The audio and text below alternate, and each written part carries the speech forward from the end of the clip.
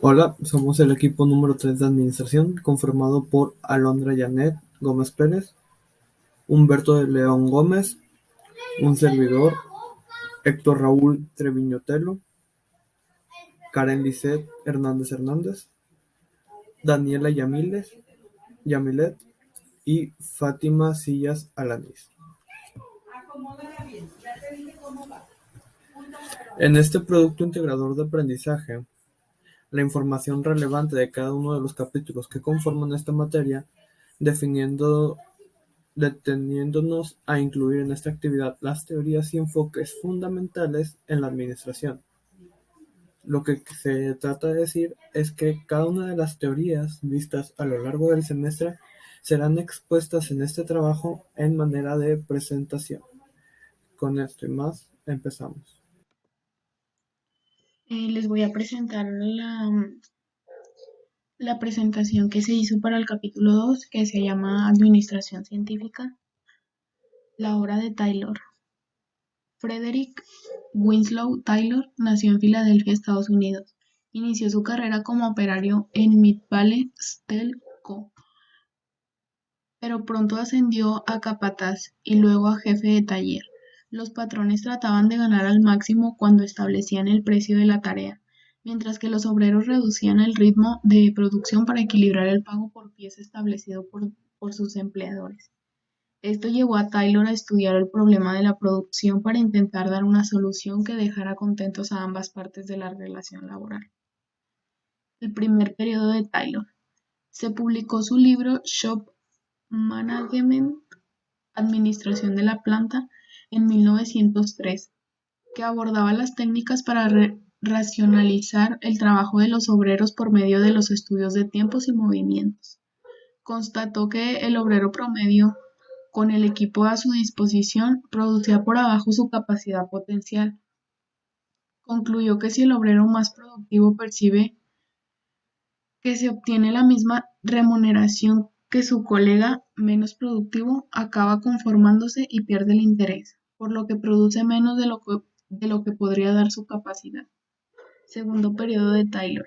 Desarrolló sus estudios sobre la administración general llamándola administración científica, pero sin dejar a un lado su interés por la tarea del obrero.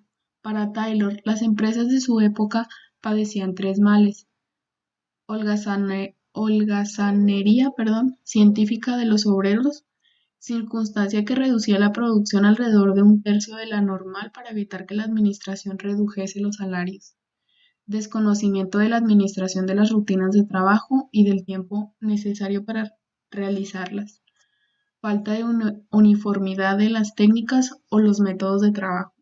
Para solucionar estos problemas, Taylor creó la Scientific Management, concebida como una filosofía evolutiva y no una teoría, pues sus 75% son análisis y 25% son sentido común. Para él, la implantación de la administración científica debe ser gradual, en un periodo de entre 4 y 5 años, para evitar alteraciones bruscas que generen descontento entre los trabajadores y ocasionen prejuicios a las empresas. La administración como ciencia. Para Taylor, la organización y la administración deben ser estudiadas y tratadas de forma científica, no empírica. Organización racional del trabajo. Taylor comprobó que los obreros aprendían la forma de ejecutar las tareas laborales observando cómo las hacían sus compañeros. Hay un método más rápido y un instrumento más adecuado que los demás. Estos métodos se pueden encontrar y perfeccionar por medio de un análisis científico y un estudio detallado de los tiempos y movimientos, en lugar de dejar estos parámetros al criterio personal de cada obrero. La propuesta de sustituir métodos empíricos y rudimentarios por métodos científicos recibió el nombre de Organización Racional del Trabajo, que sus siglas son ORT. Estudio de la fatiga humana. Gilbert comprobó que la fatiga predispone al trabajador a disminuir la productividad y la calidad del trabajo, perder tiempo y esfuerzo, aumentar la rotación de personal, contraer enfermedades y padecer accidentes. Para reducir la fatiga de los obreros, Gilbert propone tres principios de economía de movimientos clasificados en tres grupos, a saber, los relativos al uso del cuerpo humano, los relativos a la disposición material del lugar de trabajo, los relativos del desempeño de las herramientas y del equipamiento. Principios básicos de Ford. Para contar con un esquema que se caracterizaba por incrementar la producción por medio de un trabajo rítmico, coordinado y económico, Ford aplicó tres principios básicos. El primero es el principio de la intensificación. Disminuir el tiempo de duración del proceso productivo a través del uso inmediato de los equipos y la materia prima, así como una rápida colocación del producto en el mercado. El segundo es principio de la economía.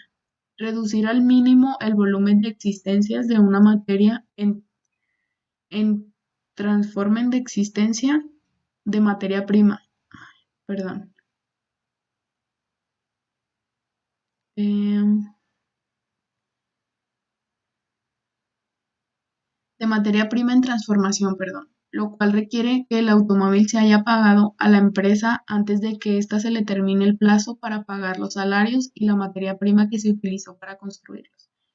Y por último está el principio de productividad, que aumenta la capacidad de producción del hombre en un mismo periodo, mediante la especialización la línea de montaje. Así, el obrero gana más y el empresario obtiene una producción mayor. Apreciación crítica de la administración científica. La administración científica es susceptible a la crítica, pero esta no disminuye el mérito y la gallardía de los pioneros y sembradores de la entonces naciente teoría de la administración. Las principales críticas a la administración científica son: la número uno es el mecanicismo. La administración científica se restringió a las tareas y a los factores relacionados directamente con el puesto y la función del obrero. Número 2. Superespecialización del obrero. En su búsqueda de la eficiencia, la administración científica promovió la especialización del obrero por medio de la división y la subdivisión de toda la operación en sus elementos constitutivos. Visión microscópica del hombre. La administración científica considera a cada empleado individualmente e ignora que el trabajador es un ser humano y social. La número 4. Falta de comprobación científica. La administración científica es criticada porque pretende crear una ciencia sin tener el cuidado de presentar una comprobación científica de sus postulados y principios. Y eso es todo por el capítulo 2. Teoría clásica de la administración. Los autores clásicos pretendieron crear una teoría basada en la división del trabajo, la especialización, la coordinación y las actividades de la línea y el staff. La administración como ciencia. Se pretendía desarrollar una ciencia de la administración. Fayol defendía la necesidad de brindar una enseñanza organizada y metódica de la administración, de carácter general, para formar administradores. Teoría de la organización. La estructura organizacional constituye una cadena de mando, es decir, una línea de autoridad que entrelaza las posiciones de la organización y define quién es subordinado de quién. La cadena de mando, también conocida como cadena escalar, se basa en el principio de la unidad de mando, según el cual cada empleado debe reportar a un solo superior.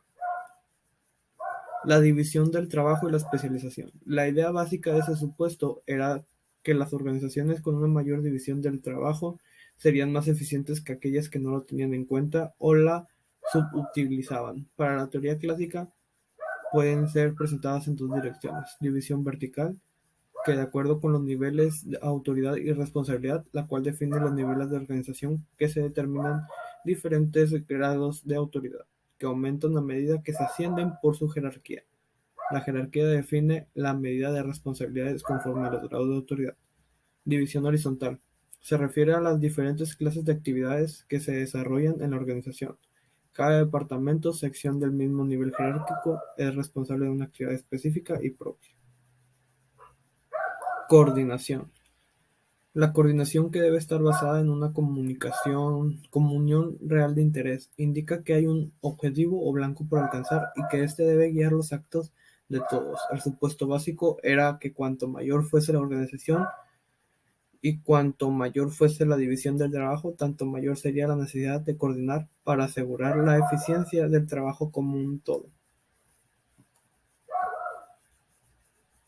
Elementos de la administración. Cuando Fayol definió qué es la administración, también definió los elementos que la componen: previsión, organización, dirección, coordinación y control.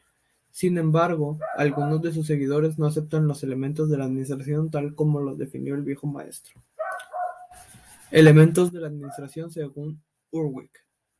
Lyndall Urwick propuso 7 elementos de la administración como parte de las funciones del administrador: investigación, previsión, planeación, organización, coordinación, dirección y control.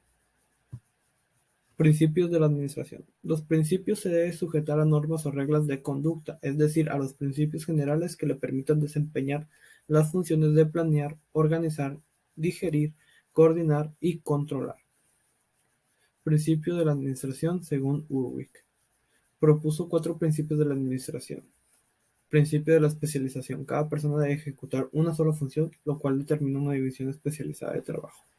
Principio de la autoridad. Debe existir una línea de autoridad claramente definida, conocida y reconocida por todos, desde la cima de la organización hasta el menor nivel jerárquico. Principio de amplitud administrativa. Este principio establece que cada superior solo puede tener cierto número de subordinados. Principio de definición. Las obligaciones, la autoridad y las responsabilidades de cada puesto y sus relaciones con otros puestos deben ser definidos por escrito y comunicárselo a todos. Desventajas de la administración clásica: enfoque demasiado simplificado de la organización formal, ausencia de trabajos experimentales, racionalismo extremo en la concepción de la industrialización de la administración y enfoque incompleto de la administración.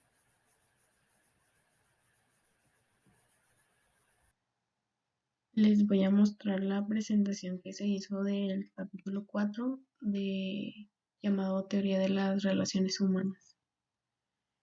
Origen de la teoría de las relaciones humanas. La teoría de las relaciones humanas tiene su origen en los siguientes hechos: la necesidad de humanizar y democratizar la administración, liberándola de los conceptos rígidos y mecanicistas de la teoría clásica y adecuándola a los nuevos patrones de vida del pueblo estadounidense. El desarrollo de las ciencias humanas, principalmente de la psicología y sociología, así como su creciente influencia intelectual y sus primeras aplicaciones en las organizaciones industriales. Las ciencias humanas demostraron que los principios de la teoría clásica eran inadecuados. Las ideas de la filosofía pragmática de John Dewey y de la filosofía de las de la psicología, dinámica de Kurt Lewin fueron fundamentales para que el humanismo tuviera cabida en la administración. Elton Mayo es el fundador de esta escuela, a la que Dewey y Lewin contribuyeron de manera destacada. Asimismo, la sociología de Vilfredo Pareto fue fundamental. La civilización industrializada y el hombre. La teoría de las relaciones humanas muestra la opresión del hombre debido al impetuoso desarrollo de la civilización industrializada. Elton Mayo destaca que mientras la eficiencia material aumentó vigorosamente en los últimos 200 años, la capacidad humana para el trabajo colectivo no mantuvo ese ritmo de desarrollo. El progreso industrial provocó un profundo desgaste en el entendimiento espontáneo de cooperación. La solución del problema de la cooperación no puede ser encontrada mediante formas tradicionales de organización, sino por una nueva concepción de las relaciones humanas en el trabajo. Influencia de la motivación humana. La teoría de la motivación trata de explicar el comportamiento de las personas. Teoría de campo de Lewin. En sus investigaciones sobre la conducta social, Kurt Lewin ya hablaba del importante papel que cumple la motivación Para explicar la motivación del comportamiento, postuló la teoría del campo, basada en dos supuestos fundamentales. El número uno es el comportamiento humano se deriva de la totalidad de hechos coexistentes, molar y no molecular. Y el número dos son que estos hechos coexistentes funcionan como un campo dinámico donde cada parte depende de su interrelación con los demás. El comportamiento humano no depende del pasado ni del futuro, sino del campo dinámico actual o presente. Ese campo dinámico es el espacio vital que contiene a la persona y su ambiente psicológico. Para explicar el comportamiento humano, Lewin propone la siguiente ecuación. C es igual a F, P, M, o por P, M, donde el comportamiento C es igual a la función F, resultado de la interacción entre la persona y el ambiente que lo rodea. Liderazgo. La teoría de las relaciones humanas reconoció y comprobó la enorme influencia que ejerce el liderazgo en el comportamiento de las personas. El liderazgo es necesario en todos los tipos de organización humana, ya sea en las empresas o en cada una de sus áreas. Es esencial en todas las funciones de la administración, porque el administrador debe conocer la motivación humana y saber conducir a las personas, es decir, liderar. Teorías, bueno, se van a ver las teorías sobre el liderazgo. La número uno es teorías de rasgos de personalidad, donde se muestran las principales características de personalidad que posee un líder. La número dos es teoría sobre estilos de liderazgo, que como su nombre lo indica muestra las formas y estilos de comportamiento adoptados por el líder. Teorías situacionales de liderazgos. Muestra la adecuación del comportamiento del líder a las circunstancias de la situación. Y pues eso fue todo del capítulo 4. Bueno, mi nombre es Humberto León Gómez. Yo les voy a platicar o dar a intentar conocer sobre el capítulo 5, que habla de la teoría neoclásica de la administración.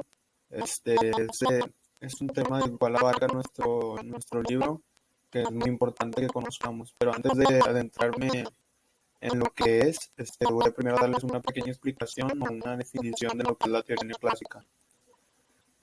La teoría neoclásica de la administración es una corriente de pensamiento que propone reformar y modernizar la teoría clásica de la administración, haciendo énfasis en la reducción de la mano de obra y de la automatización de procesos de tal manera que puedan mejorar la eficiencia de una organización.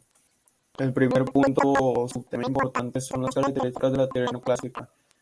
Una de sus características es el énfasis en la práctica de la administración, la cual se caracteriza por un fuerte énfasis en los aspectos prácticos de la administración, por el pragmatismo y la búsqueda de resultados concretos y palpables. Aunque no haya dejado de lado los conceptos teóricos, los neoclásicos desarrollan conceptos de manera práctica e instrumental, apuntando a la acción administrativa. La teoría solo tiene valor cuando se vuelve operativa en la práctica. La teoría neoclásica representa la contribución del espíritu pragmático americano. Otra característica es la reafirmación relativa a los postulados clásicos, la cual retoman parte de los conceptos clásicos, redimensionándolos y reestructurándolos según el momento, dándoles configuración más amplia y flexible. Otros son los énfasis de los principios generales de la administración, los cuales los principios clásicos son ahora aplicados como criterios elásticos en busca de soluciones administrativas prácticas para el estudio de la administración, los cuales se basan en los principios generales sobre cómo planear, organizar, dirigir y controlar las actividades organizacionales. Aquí en este punto hay varias características que son importantes, pero para no ser muy extensa o no ser muy tediosa la explicación, la clase, por así decirlo, solamente voy a pasar por encimita las otras características que tiene la teoría neoclásica, que vienen siendo el énfasis en los objetos y los resultados, lo cual es toda organización existe no para sí misma, sino para alcanzar objetivos y producir resultados para una sociedad, que cada organización está estructurada, dimensionada y enfocada y evaluada en función de sus objetivos. Otro es el eclecticismo de la teoría neoclásica, que aunque estas se basan en la teoría clásica, los neoclásicos son eclécticos y absorben el contenido de otras teorías administrativas más recientes, además de otras ciencias como la física, psicología, sociología, etc. Otra es la administración como técnica social. lo cual consiste en orientar, dirigir y controlar los esfuerzos de toda organización para el alcance de objetos en común, como objetivos, planes a futuro, a largo o corto plazo. Y por último están los aspectos administrativos comunes de las organizaciones, la cual Drucker, en el neoclásico más famoso, destaca tres puntos, aspectos comunes en todas las organizaciones, que son objetivos, administración y desempeño organizacional. Los objetivos son los órganos sociales que buscan la realización de una tarea social, lo cual hace que una empresa tenga como objetivo alguna mejora obviamente, para su producción. La administración es que todas las organizaciones son diferentes en sus objetivos y propósitos, pero son esencialmente semejantes en el área administrativa. Y por último, el desempeño organizacional es que toda organización debe ser analizada bajo el punto de vista de la eficiencia y de la eficacia de manera simultánea, lo cual hace que la empresa, negocio o organización esté mejor estructurada y mejor organizada. Ahora voy a platicarles un poco sobre los principios básicos de la organización, los cuales los neoclásicos dan algunas pinceladas, retoques o puntos de vista, por así decirlo, adicionales al concepto de organización formal, lo cual es como función administrativa consiste en un conjunto de puestos funcionales y jerárquicos que están orientados al objetivo económico de producir bienes o servicios, lo cual los principios fundamentales de la organización formal son los siguientes. Uno es la división de trabajo, que se utiliza para hacer eficiente a toda la organización, debe basarse en la división del trabajo, que no es en otra cosa que en la forma en la cual un proceso complejo se descompone de una serie de pequeñas tareas que lo constituyen. En el principio de la división del trabajo comenzó con Taylor en el nivel de los obreros y se emplearon los clásicos del método cartesiano de análisis, composición y síntesis-composición, lo cual concluimos que la división del trabajo trajo consigo tres aspectos importantes como la estandarización y simplificación del trabajo obrero y después a sus niveles más altos, la especialización y especificación de las tareas, el mejor uso de trabajo especializado mediante la departamentalización, una mayor productividad y mejor rendimiento en el personal involucrado, mayor eficiencia en la organización como resultado del punto anterior, y la reducción de los costos de producción como la manufactura y materias primas que tiene una empresa, como podemos verlo aquí.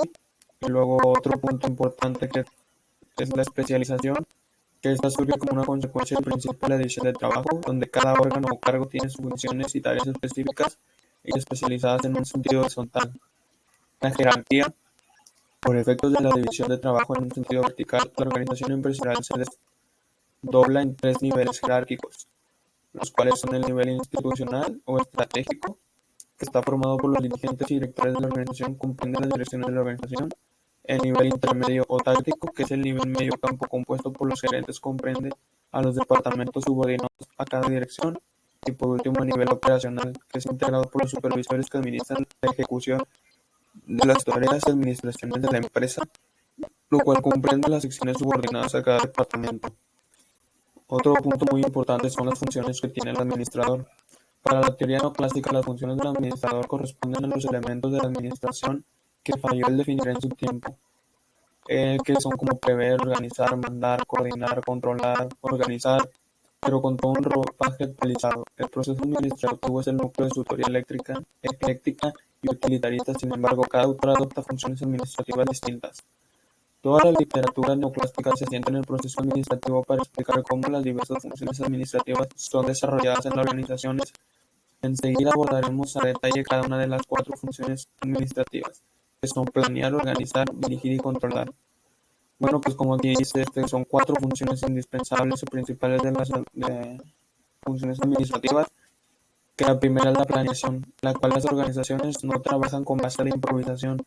Casi todo en ella es planteado con la atención y planteación figura como la primera función administrativa por ser la que sirve de base para el resto de las funciones. Define anticipadamente cuáles son los objetivos a ser alcanzados y qué se debe hacer para lograrlos. Pues sí, como dice como un pequeño resumen sobre la planeación, quiere decir que cada que vayamos a realizar alguna tarea, trabajo en alguna empresa, organización, en la vida misma, pues primero tenemos que tener planeado o con una estratégica previsto lo que queremos realizar para no tener errores. También otros puntos importantes de las funciones del administrador, como dice, son el establecimiento de los objetivos, lo cual esto se consta en que va a mano de la planeación, que es como les mencioné ahorita, es estar planeando objetivos, planeando formas de poder realizar las cosas que queremos realizar para la mejora de nuestra empresa o negocio, y así. Otra función importante del administrador es la organización, la que, como dice su palabra, organización, tenemos que estar muy bien organizados, tenemos que tener en cuenta todo tipo de pasos, procesos que se necesitan para poder tener una buena manera o forma de trabajar en la empresa para evitar cualquier tipo de error. Otra es la dirección, la cual está constituida en la tercera función administrativa, ya que después de la definición de planeación y organización, resta hacer que las cosas marchen y sucedan. Este es el base de la dirección accionar y dinamizar la empresa. La dirección está relacionada con la acción, con la puesta en marcha y tiene mucho que ver con el papel de las personas y de los liderazgos. Otro punto importante es el control, ya que el control es una curva de función administrativa, la cual tiene varios significados, como puede ser una función restrictiva y correctiva, como un sistema automático de regulación, en el sentido de mantener automáticamente un grado constante de funcionamiento en un sistema, o como un control como función administrativa, que quiere decir que es parte del proceso administrativo junto con la planeación, organización y la dirección.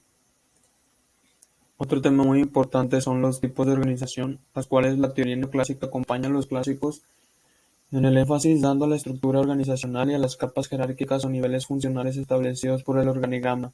Esos niveles definen el grado de autoridad y el flujo de las órdenes y normas que la organización, rutina y procedimientos, en fin, todos los aspectos que expresan cómo se pretende que sean las relaciones entre órganos, puestos, y sus aspectos que expresan cómo se pretende que sean relaciones entre órganos ocupantes para que los objetivos sean alcanzados y mantenga un equilibrio interno. En síntesis, la organización formal define los estándares de las interrelaciones entre órganos opuestos.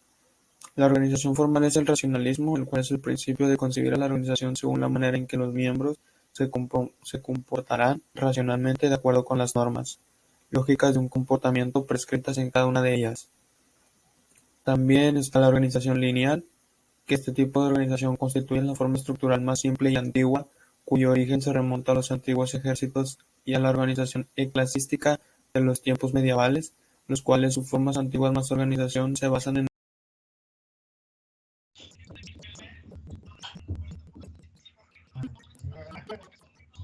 Orígenes de la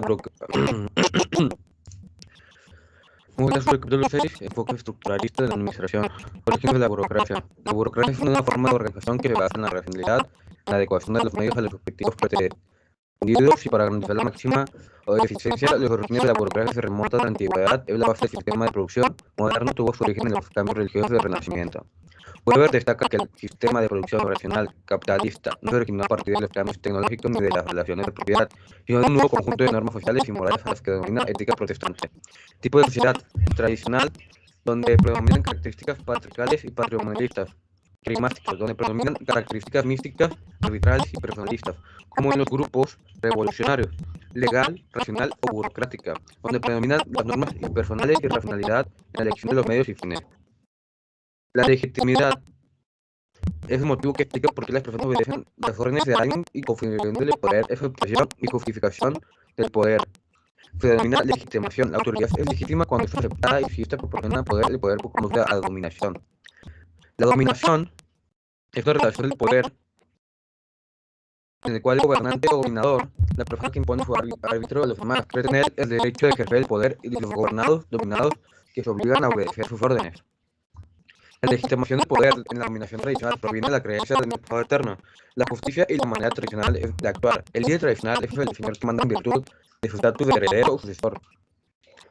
La dominación tradicional típica de la sociedad patriarcal, cuando involucra a un gran número de personas y un vasto territorio, puede asumir dos formas de aparatos administrativos. Patrimonial, en que los funcionarios que prefieren la dominación tradicional son servidores personales del señor, creyentes, favoritos, empleados, etc. Feudal, en que el aparato administrativo tiene mayor grado de autonomía respecto al señor. Los funcionarios vasallos o señores son aliados del señor y le prestan un juramento de fidelidad. Weber identifica tres factores para el desarrollo de la burocracia. Desarrollo de la economía monetaria. La moneda no solo facilita, sino que racionaliza las transacciones económicas. Crecimiento cuantitativo y cualitativo de las tareas administrativas del Estado moderno. Solo un tipo burocrático de organización podría manejar enorme complejidad y el tamaño de las actividades del Estado. Superioridad técnica, burocrática, en términos de eficiencia, sirvió como la fuerza autónoma interna para imponer su prevalencia. La razón decisiva de la superioridad de la organización burocrática fue su superioridad técnica sobre cualquier otra forma de organización. Características de la burocracia. Se entiende por burocracia una organización donde el papeleo se multiplica y acumula impidiendo soluciones rápidas o eficientes. El término se empleó también en el sentido del apego de los empleados a las regulaciones y rutinas, lo que crea ineficiencia en las organizaciones. Según Max Weber, la burocracia tiene las siguientes características. Carácter legal de las normas y regulaciones. La burocracia es una organización ligada por normas y regulaciones establecidas basadas en una legislación propia, como la Constitución para el Estado y los estatutos para las empresas privadas. Carácter formal de las comunicaciones. La burocracia es una organización ligada por comunicaciones escritas, las reglas, decisiones y acciones administrativas con formulados registrados por escrito. Carácter racional y división del trabajo. La burocracia es una organización que se caracteriza por una división sistemática del trabajo que responde a una racionalidad, esto es, adecuada a los objetivos predefinidos. Impersonalidad. En las relaciones personales, la distribución de las actividades se realiza impersonalmente. Esto es, en términos de cargos, funciones y no de personas involucradas, de ahí el carácter impersonal de la burocracia. Jerarquía de la autoridad. La burocracia es una organización que establece los cargos según el principio de jerarquía. Cada cargo inferior debe estar bajo el control y la supervisión de un puesto superior. Ningún cargo queda sin el control ni supervisión. Rutinas y procedimientos estandarizados. La burocracia es una organización que establece las reglas y normas técnicas para el desempeño de cada cargo. El ocupante de un cargo empleado no hace lo que quiere, sino lo que la burocracia le impone que haga. Competencia técnica y meritocracia. La burocracia es una organización en la cual la elección de las personas se basa en el mérito y la competencia técnica y no en preferencias personales. Especialización de la administración. La burocracia es una organización que se basa en la separación entre la propiedad y la administración. Los miembros del cuerpo administrativo están separados de la propiedad de los medios de comunicación. Ventaja de la burocracia. Weber vio incontables razones para aplicar el avance de la burocracia sobre otras formas de organizaciones. Las principales ventajas de la burocracia son racionalidad en las relaciones con el alcance de los objetivos de la organización, precisión en la definición del cargo, la operación y el conocimiento exacto de los deberes, rapidez en la toma de decisiones, pues cada uno sabe lo que debe hacerse, las órdenes y la documentación se tramitan a través de canales preestablecidos, univocidad de la interpretación garantizada por la reglamentación específica y escrita. Además, la información es discreta, pues se proporciona solo a quien debe recibirla. Uniformidad de rutinas y procedimientos que favorecen la estandarización, reducción de costos y errores, pues las rutinas son definidas por escrito. Continuidad de la organización a través de la sustitución del personal que es apartado. Reducción de conflictos entre las personas. Cada empleado sabe lo que se exige y los límites entre sus responsabilidades y la de los demás. Constancia. Se toman las mismas decisiones en las mismas circunstancias. Confiabilidad, pues el negocio es conducido a través de reglas conocidas y los casos similares son metódicamente. Beneficios para las personas en las organizaciones. La jerarquía es formalizada, el trabajo se divide entre las personas de manera ordenada y las personas son capacitadas para volverse especialistas. Disfunción de la burocracia. Para Weber, la burocracia es una organización cuyas consecuencias deseadas se resumen en la previsibilidad de su funcionamiento en el sentido de obtener su mayor eficiencia. Merton notó consecuencias imprevistas o no deseadas que conducen a la ineficiencia y a las imperfecciones. A dichas consecuencias imprevistas, Merton dio el nombre de disfunciones de la burocracia, para designar a las anomalías de funcionamiento responsables por el sentido peyorativo que el término burocrático adquirió en el lejos. Para Merton no existe una organización totalmente racional y el formalismo no tiene la profundidad descrita por Weber. Concepto popular de burocracia indica que el grado de eficiencia administrativa de este sistema social racional es bajísimo, pues el tipo ideal de burocracia sufre transformaciones cuando es operado por las personas. Según Merton, las disfunciones de la burocracia. Hola, buenos días, buenas tardes. Mi nombre es Martínez Díaz Aranda, estoy en el equipo número 3 y el capítulo que les estoy presentando es el número 7. Se trata de la teoría conductual de la administración y teoría del desarrollo organizacional. La teoría conductual o teoría del comportamiento aporta una nueva concepción y un nuevo enfoque en la teoría administrativa en vez de las ciencias del comportamiento. Abandono de posturas normativas y perspectivas de las teorías anteriores y adaptación de posturas explicativas y descriptivas. El énfasis permanece en las personas, pero dentro de un contexto organizacional más amplio. Orígenes de la teoría conductual. La teoría o posición de la teoría de las relaciones humanas en relación con la teoría clásica, su énfasis avanzó hacia una segunda fase, la teoría conductual, que representa una nueva tentatividad de síntesis de la teoría de la organización formal con el enfoque de las relaciones humanas. La teoría conductual presenta un desdoblamiento y ampliación de la teoría de las relaciones humanas, con la cual se muestra crítica y se verá rechazando sus concepciones ingenuas y románticas. La teoría conductual critica la teoría clásica y su teoría de la organización formal y sus principios generales de administración, el concepto de autoridad formal y la postura rígida y mecanismo de la teoría clásica. La teoría conductual se muestra crítica con la teoría de la burocracia, en la que se refiere a su modelo de la máquina como modelo organizado. En 1947, Herbert Simon lanzó su libro Comportamiento Administrativo, que marcó el comienzo de la teoría conductual en la administración, y este libro constituyó el inicio de la teoría de las decisiones. Nuevas propuestas sobre la motivación humana. La teoría conductual se fundamenta en el comportamiento individual de las personas para explicar el comportamiento organizacional y para poder explicar la forma en que se comportan las personas. Amplía el estudio de la motivación humana como uno de sus temas fundamentales, en el cual la teoría administrativa recibió una voluminosa contribución. Los autores conductuales comprobaron que el administrador debe conocer las necesidades humanas para comprender el mejor comportamiento humano y utilizar la motivación humana como un medio poderoso para mejorar la calidad de vida de toda la organización. Jerarquía de las necesidades de Maslow. Maslow representó una teoría de la motivación según la cual las necesidades humanas están organizadas y dispuestas en una jerarquía de importancia e influencia visualizada como una pirámide. La primera de las necesidades fisiológicas constituyen el nivel más bajo de todas las necesidades humanas porque son de vital importancia. Son necesidades instintivas que nacen con necesidades de seguridad. Constituyen el segundo nivel de necesidades que están confirmadas por la búsqueda de estabilidad, protección contra amenazas o privación y fuga del peligro. Surgen en el comportamiento cuando las necesidades fisiológicas están relativamente satisfechas. Tres necesidades sociales constituyen el tercer nivel de necesidades. Entre ellas están las necesidades de asociación, participación, aceptación por parte de los compañeros, intercambio de amistad, afecto y amor. Necesidades de autoestima constituyen el cuarto nivel de necesidad. Son las necesidades relacionadas con la forma en que el individuo se ve y se autoevalúa, involucran la autoestima, autoconfianza, necesidad de aprobación social y de respeto, estatus, prestigio y consideración. Por último, tenemos las necesidades de autorrealización. Son las necesidades humanas más elevadas, que están en la cima de la jerarquía y se vinculan con la realización del propio potencial, autodesarrollo continuo, cuya tendencia se expresa a través del impulso de volverse siempre más de lo que es y de llegar a ser todo lo que se puede ser. Las necesidades humanas asumen formas de expresiones que varían conforme al individuo. Aquí tenemos el lado izquierdo las satisfacciones fuera del trabajo. En la autorrelación tenemos que fuera del trabajo sería la educación, crecimiento personal, pasatiempos, religión. En estima tenemos aprobación de la familia, aprobación de los amigos, reconocimiento de la familia. Sociales tenemos la familia, amigos, grupos sociales y comunidad. Seguridad, autonomía, libertad, protección contra la violencia y apoyo. En necesidades fisiológicas, comida, agua, sexo, sueño y reposo. Del lado derecho tenemos las satisfacciones en el trabajo. En la autorrealización tenemos trabajo desafiante, diversidad, autonomía, crecimiento personal, participación en las decisiones. Estima, tenemos reconocimiento, responsabilidad, orgullo, ascensos. Sociales, amistad entre los compañeros, integración con los clientes, jefes amigables, camaradería. Seguridad, trabajo seguro, permanencia en el empleo y protección. Las necesidades fisiológicas serían la remuneración y prestaciones, horario de trabajo, intervalos de descanso y comida física. Estilos de administración. Tenemos dos estilos de administración que son la teoría X y la teoría Y. La teoría X nos habla que les falta ambición, no les gusta asumir responsabilidades y prefieren ser dirigidas y sentirse seguras de esa dependencia. Se resisten al cambio de su propia naturaleza, pues siempre buscan su seguridad y pretenden asumir riesgos que los pongan en peligro.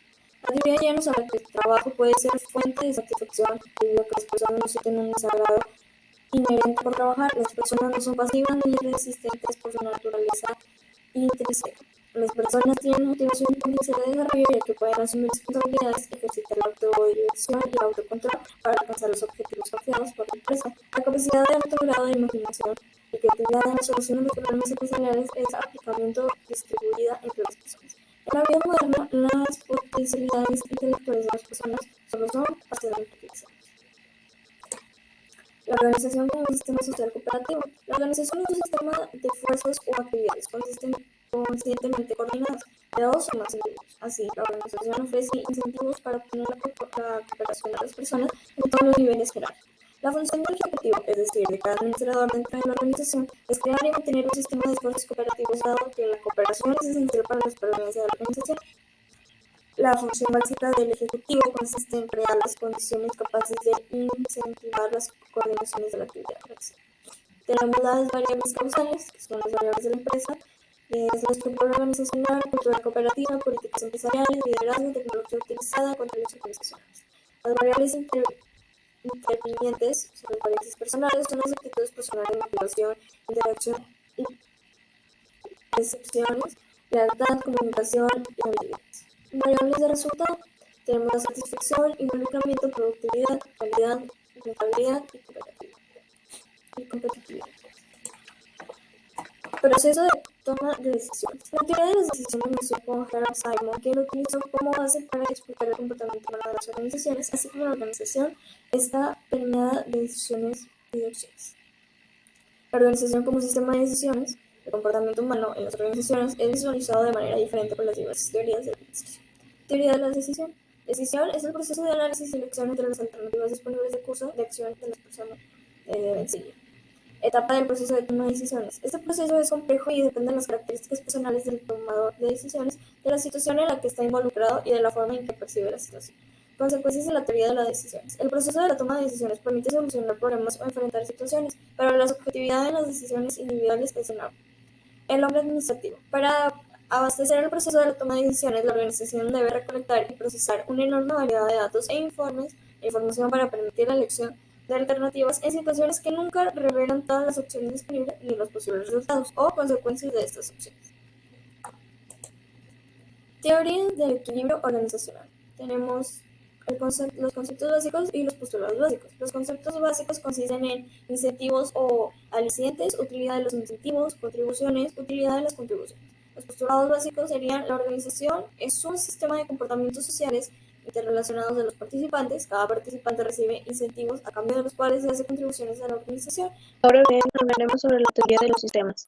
La teoría de los sistemas es una rama específica de la teoría general de sistemas. Con ella, el enfoque sistemático llevó a la administración a partir de la década de 1960, convirtiéndose en parte integral de ella, modificándose profundamente sus bases. Orígenes de la teoría de sistemas. La TGS surgió con los trabajos del biólogo alemán Ludwig von Bertalanffy. No busca solucionar problemas o encontrar soluciones prácticas, sino producir teorías y formulaciones conceptuales para su aplicación en la realidad empírica. La TGS afirma que los sistemas deben estudiarse globalmente, involucrando a todas las interdependencias de sus partes. Las TGS se fundamentan en tres premisas básicas, a saber: inciso A, los sistemas existen dentro de sistemas. Cada sistema está constituido por subsistemas y al mismo tiempo forma parte de un sistema mayor o suprasistema. Los sistemas son abiertos. En una derivación de la premisa anterior, cada sistema existe dentro de un medio ambiente constituido por otros sistemas. Las funciones de un sistema dependen de su estructura. Cada sistema tiene un objetivo o finalidad que constituye su función en el intercambio con otros sistemas dentro del medio ambiente. Concepto de sistema. El sistema es un conjunto o una combinación de cosas o partes que forman un todo unitario. Características de los sistemas. Los sistemas presentan características propias. El concepto de sistemas es la idea de un conjunto de elementos interconectados para formar un todo. De la definición de Bertalanffy, según la cual el sistema es un conjunto de unidades recíprocamente relacionadas, se derivan dos conceptos: el de propósitos y el de globalidad. Esos dos conceptos reflejan dos características básicas del sistema: propósito u objetivo. Todo sistema tiene uno o algunos propósitos u objetivos. Las unidades o elementos, así como las relaciones, definen una disposición que busca siempre un objetivo o finalidad de alcanzar. La globalidad o totalidad. Todo sistema tiene una naturaleza orgánica, por la cual una acción que produzca cambios en una de las unidades del sistema deberá producir cambios en todas las demás. Tipos de sistemas. Hay una variedad de sistemas y varias tipologías para clasificarlos, a saber: A, en cuanto a su constitución, sistemas físicos o concretos. Está compuesto de equipos, maquinaria, objetos y cosas reales. Se denominan hardware. Pueden ser descritos en términos cuantitativos de desempeño. Sistemas abstractos o conceptuales. Están compuestos de conceptos, filosofías, planes, hipótesis e ideas. Aquí los símbolos representan atributos y objetos que muchas veces solo existen en el pensamiento de las personas. Se denominan software. Y en cuanto a su naturaleza, sistemas cerrados no presentan intercambio con el medio ambiente que los rodea, pues son herméticos a cualquier influencia ambiental. Siendo así, no son influidos por el ambiente, pero tampoco lo influyen. No reciben ningún recurso externo y no producen algo que sea enviado fuera. Los sistemas abiertos presentan relaciones de intercambio con el ambiente a través de innumerables entradas y salidas. Los sistemas abiertos intercambian materia y energía con regularidad con su medio ambiente. Son adaptativos, esto es, deben reajustarse constantemente a las condiciones del medio para sobrevivir. Parámetros de los sistemas. Los parámetros son constantes arbitrarias que caracterizan por sus propiedades el valor y la descripción dimensional de un sistema o componente de un sistema. Los parámetros de los sistemas son entrada o insumo, es la fuerza o impulso de arranque o de partida del sistema que provee el material o energía o información para su operación. También recibe el nombre de importación. Salida o resultado. Es la consecuencia por la cual se reunieron los elementos y relaciones del sistema. Los resultados de un sistema son las salidas que deben ser congruentes con el objetivo del sistema. Los resultados de los sistemas son finales, mientras que los resultados de los subsistemas son intermedios. También recibe el nombre de exportación. Procesamiento o procesador o transformador. Es el mecanismo de conversión de las entradas en salidas. El procesador está empeñado en la producción de un resultado, reacción, realimentación, transformación o alimentación de retorno. Es la función del sistema que compara la salida con un criterio o estándar previamente establecido. La reacción tiene como objetivo el control, es decir, el estado de un sistema sujeto a un monitoreo que es una función de guía, dirección y seguimiento. El ambiente es el medio en que envuelve externamente el sistema. El sistema abierto recibe sus entradas del ambiente, las procesa y efectúa salidas del ambiente de tal forma que existe entre ambos una interacción constante, además de estar interrelacionados y ser interdependientes.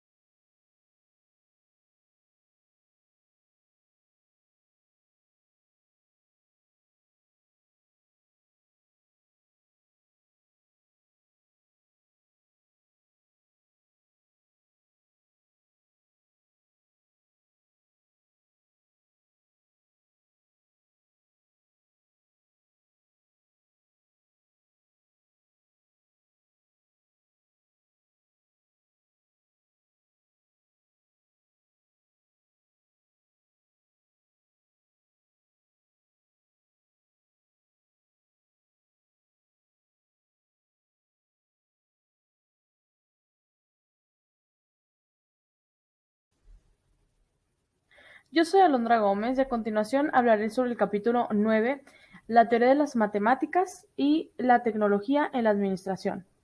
Los autores de esta teoría son Wald, von Neumann y Savage, quienes son dichos autores por sus trabajos clásico en la teoría estadística. La teoría matemática busca construir modelos que sean capaces de simular situaciones reales en las empresas. Por otro lado, busca la creación de modelos que se enfoquen en la solución de problemas matemáticos. Entre sus características tenemos que permite entender las situaciones que son mejor que con una descripción verbal. Como segunda característica tenemos que descubrir relaciones entre los distintos aspectos del problema que se podrían ver en la descripción verbal. También tenemos que trata el problema en conjunto y considera todas las variables. Como otra de las características, tenemos que utilizar técnicas matemáticas objetivas y lógicas. Así como también tenemos que conduce a una solución segura. Y por último, tenemos que permite las respuestas inmediatas y a gran escala. Teoría de la contingencia. La teoría de la contingencia surgió en las investigaciones para evaluar los modelos de estructuras organizacionales más eficientes en determinados tipos de empresas. Los resultados llevaron a una nueva concepción de organización. La estructura y funcionamiento de la organización dependen de la interfaz con el ambiente. No existe una única mejor manera de organizar.